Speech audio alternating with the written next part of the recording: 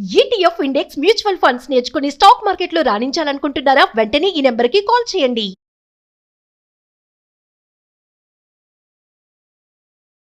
నమస్తే, సుమన్ టీవీకి స్వాగతం.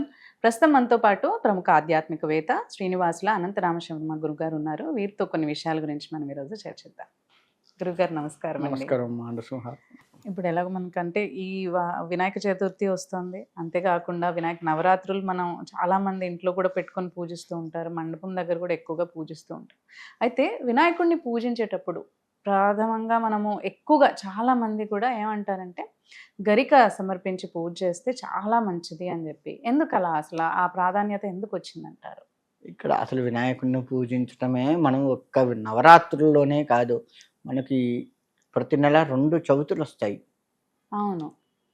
ఒకటి మన ఇష్ట చవితి అంటారు, అంటే పౌర్ణమికి ముందుగా వచ్చే చవితిని, అమావాస్య నుంచి పౌర్ణమి మధ్యలో వచ్చే చవితి ఇష్ట చవితి, కామ్య చవితి అని చెప్తారు. ఆ రోజు వినాయకుడిని పూజించి గరిక పెట్టి ఆయనకు ప్రదక్షిణ నమస్కారాలు చేయడం వల్ల కోరికలు సిద్ధిస్తూ ఉంటాయి. మన పని ఏ పని అయితే అనుకుంటామో ఆ పనులు కామ్యం, కోరికలు నెరవేరుతాయి. అది. ఇకపోతే పౌర్ణమి నుంచి మళ్ళీ అమావాస్య వరకు ఈ మధ్యలో వచ్చేది సంకటహర చతుర్థి. సంకష్టహర చతుర్థి అన్న, సంకటములు అంటే కష్టములు, హరము అంటే తీసేసేటువంటి వాడు. అంటే కష్టములు, గొప్ప గొప్ప కష్టాలు ఏవైతే మనకు వస్తాయో వాటన్నిటినీ కూడా స్వామివారు తీసేస్తాడు. ఈ 2 చవితులు కూడా విశేషమైనవి, ప్రతి నెల వచ్చేటువంటివి.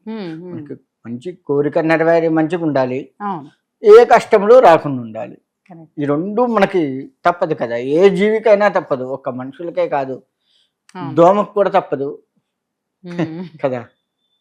మనం చంపేస్తాము దోమని, అంతే, దానికి అది కష్టం. అట్లా ఏ జీవికైనా తప్పదు. అలా స్వామివారిని పూజిస్తే ఇవి. ఇక గరిక పెడతాము, ఈ 2 సార్లు కూడా స్వామివారికి గరిక పెడతాము, గరిక పెట్టి పూజిస్తాము. ఇది ఏ దేవుడికి లేనటువంటి ప్రత్యేకత ఏంటయ్యా అంటే గరిక పెట్టడం ఈ యొక్క స్వామికే ఉంది. గరికనే ఎందుకు పెడుతున్నాము అంటే గరికలో సూర్యరశ్మి గ్రహించి ఎక్కువసేపు నిక్షిప్తం తనలో ఉంచుకోగలిగే శక్తి ఆ గరికకు ఉంది. అందుకే మనం గ్రహణాల సమయంలో కూడా గమనిస్తే మనము ఇప్పుడంటే వాటర్ ట్యాంకులు వచ్చినాయి, వాటర్ ట్యాంకుల్లో వేస్తాము, పచ్చళ్ళల్లో వేస్తుంటాము, స్టాక్ దాంట్లో కూడా బియ్యంలో కొంత వేస్తాము, ఫ్రిడ్జ్ లో కొంత వేస్తారు. ఇప్పుడు నేను చూశాను, మా ఆమె వేసింది అట్లా. ఇంటి మీద వేస్తారు ఇంకా, అంటే ఇల్లు మొత్తం కూడా మంచిగా ఉండాలి అని కొంత గరిక ఇంటి మీద కూడా వేస్తారు. ఇలా మనం గరిక వేస్తాము. ఎందుకు అంటే సూర్యరశ్మి నిక్షిప్తం చేసుకొని ఆ శక్తిని ఉంచగలుగుతుంది. గ్రహణం టైంలో ఇవన్నీ ఎందుకు వేస్తామంటే ఆ సూర్యరశ్మి శక్తి గరికలో ఉండటం వల్ల ఆ గ్రహణ శివుల ఏదైతే ఉందో అది మన ఇంటి మీద పడదు, అందుకని గరిక పెడతాము. ఇది వినాయకుడికి ఎందుకు పెడతాము? ఎటువంటి విఘ్నాలు లేకుండా చేస్తాడు కదా ఆయన. అందుకని ఈ గ్రహణాలు కానీ ఇతరత్ర ఏదైనా మనం స్వామివారిని పూజించేటప్పుడు వచ్చేటువంటి శక్తి కానీ, అంటే మనం ఏదైనా పని అనుకుంటే ఆ శక్తికి ప్రేరేపణ ఉండాలి, గరిక ప్రేరేపిస్తుంది. కాబట్టి అది గరిక స్వామివారి దగ్గర పెట్టి, అయ్యా నేను ఇలా పోతున్నాను, విఘ్నాలు లేకుండా చూడు అని గరిక 11, 5, 11 ఇంకా ఎక్కువ. అంటే దానికి కూడా లెక్క ఉంటుందా? ఆ గరిక పెట్టడానికి కూడా మనకి ఏమైనా లెక్క ఉంటుందా? లెక్క అంటే ఎక్కువ, అధికస్య ఫలం అని, ఎక్కువ పెడితే మంచిది. అధికస్య, ఇప్పుడు డబ్బులు ఇవ్వాలి, నువ్వు నాకు 1000 రూపాయలు ఇచ్చావు, కాదని ఇంకో 1000 ఇస్తే మంచిది, కాదని ఇంకో 1000 ఇస్తే మంచిది. అధికస్య ఫలం అని నాకు ఎక్కువ లాభం. అట్లనే స్వామివారికి ఎంత ఎక్కువ పెడితే తద్వారా మనకు అంత లాభం. అందుకని గరిక లెక్కేం ఉండదు, ఒక్క గరిక పూత పెట్టినా ఆయన సంతోషిస్తాడు అని చెప్తారు పెద్దవాళ్ళు. ఒక్కటి పెట్టినా, ఆ ఒక్కటి పెట్టేది కూడా మనస్ఫూర్తిగా పెట్టాలి. అది మర్చిపోయి గరిక దండలు వేస్తాం, అసలు స్వామివారు కనపడకుండా గరికను పెడతాం, కానీ మనస్ఫూర్తిగా పెట్టాలి అనేది మాత్రం అది అసలు మనకే కనపడదు. మనే ఆ పని మర్చిపోవటం కాదు, ఒక రకంగా తెలివితేటలు ఎక్కువ అయ్యి మనకి ఆ పని చేయట్లేదు. భగవద్గీత కానీ భగవంతుడు కానీ చెప్పేది ఏంటంటే త్రికరణ శుద్ధిగా మనస్ఫూర్తిగా పూజించు, తద్వారా నేను నీకు అన్నీ ఇస్తాను. భగవద్గీతలో కూడా చెప్పాడుగా, ఎటువంటి ఫలాపేక్ష లేకుండా ఉదకమైన ఆ పత్రం పుష్పం ఫలం తోయం అని చెప్పేసి చెప్పాడు. ఏది సమర్పించినా సరే మనస్ఫూర్తిగా ఎటువంటి ఫలాపేక్ష లేకుండా సమర్పిస్తే మిగతా అంతా నేను చూసుకుంటా అని చెప్పాడు. మరి మనం అలా చేస్తున్నామా? మరి ఇక అందుకని స్వామివారికి మనస్ఫూర్తిగా ఒకటి పెట్టినా చాలు. అట్లాంటిది నువ్వు ఎక్కువ పెడితే మనస్ఫూర్తిగా ఇంకా ఎక్కువ సంతోషిస్తాడు, ఇంకా ఎక్కువ మంచి ఇస్తాడు. గరిక పెట్టే కారణం ఏంటంటే సూర్యరశ్మిని నిక్షిప్తం చేసుకొని ఉంచగలిగే శక్తి ఒక్క గరికకే ఉంది. అందుకని గరిక పెడతాం. తద్వారా మనకి మంచిది, స్వామివారి సంతోషిస్తాడు, అన్ని రకాలుగా మంచిది. అందుకే గ్రహణం టైంలో దర్భలు ఇవి కూడా పెట్టరు, ఎక్కువ గరికే పెట్టుకుంటారు. దర్భ కూడా ఏంటంటే కొంతసేపటి వరకే నిక్షిప్తం చేసుకోగలిగి ఉంటుంది. అది పవిత్రమైందే, కానీ కొంతసేపటి వరకే ఆ సూర్యరశ్మి నిక్షిప్తం చేసుకోగలిగే శక్తి ఉంటుంది. గరిక అలా కాదు. ఇంకా ఏం చెప్తారు గరిక గురించి అంటే, కొన్ని అమృత తుల్యములు అంటే మనకి మదనం చేసేటప్పుడు హాలాహలంతో పాటుగా వచ్చిన వాటిల్లో అమృతంతో పాటుగా అమృత బిందువులు కొన్ని భూమి మీద పడ్డాయట. ఆ భూమి మీద పడ్డ వాటిల్లో వచ్చింది ఏందయ్యా అంటే దర్భ గరిక, ఈ రెండు వచ్చాయట. అంటే అమృత తుల్యమైనవి. అంటే ఏ కార్యంలో అయినా పితృకార్యాల్లో వాటిల్లో దర్భను ఉపయోగించి చేస్తారు. అందుకే అమృత తుల్యంగా ఆ యొక్క కార్యం నెరవేరాలి. ఇక గరిక కూడా అంతే, భగవంతుడికి సమర్పించేటప్పుడు అమృత తుల్యమైందిగా ఉంటుంది. మన ప్రతిదీ కూడా స్వామివారు అమృత తుల్యంగా చేస్తాడు అని చెప్పేసి గరిక పెడతారు. అంత మెధాశక్తి గరికకుంది కాబట్టి అది పవిత్ర భావంతో చేయాలి.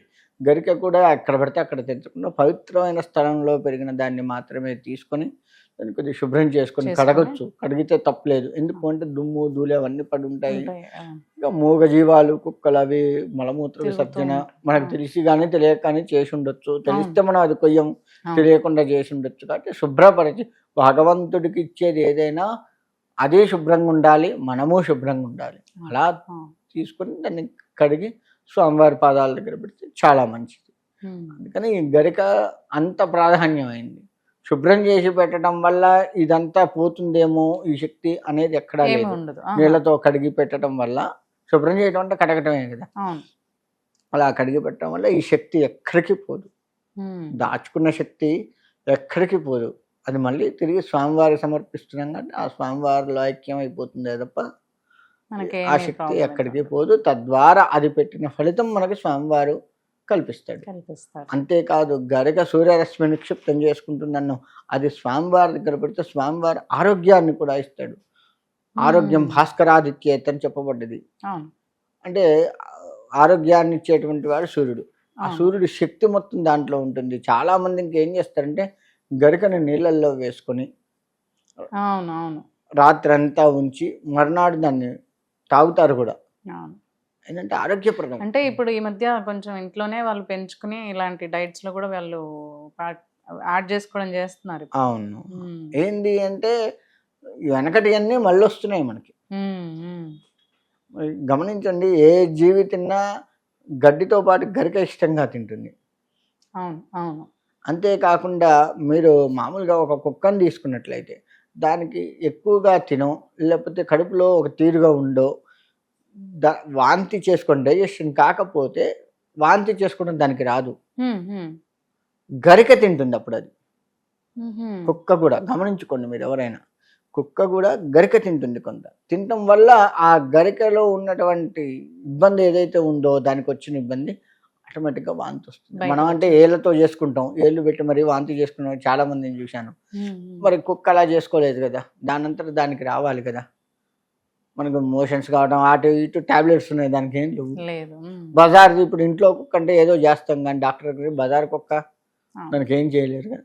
అంటే ట్రీట్మెంట్, కడుపులో ఉన్నటువంటి కల్మషం ఏదైతే ఉందో గరిక తినటం వల్ల దానికి ట్రీట్మెంట్ అవుతుంది, బయటకు వచ్చేసి ట్రీట్మెంట్ అవుతుంది.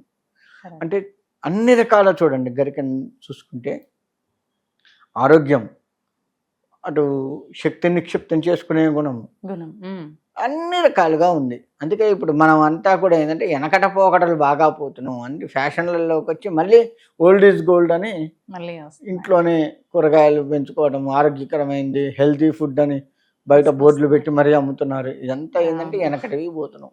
ఫ్యాషన్ అన్నీ ఇప్పుడు తీసేస్తున్నారు, కొద్ది వస్తున్నాయి. కొద్దిగా పోయి వెనకటి ఫ్యాషన్స్ అన్ని ఇప్పుడు ఫ్యాషన్స్ గా మార్చుకున్నారు. మారుతున్నాయి. అలాగే గురుగారు, ధన్యవాదాలండి. మంచిదమ్మా.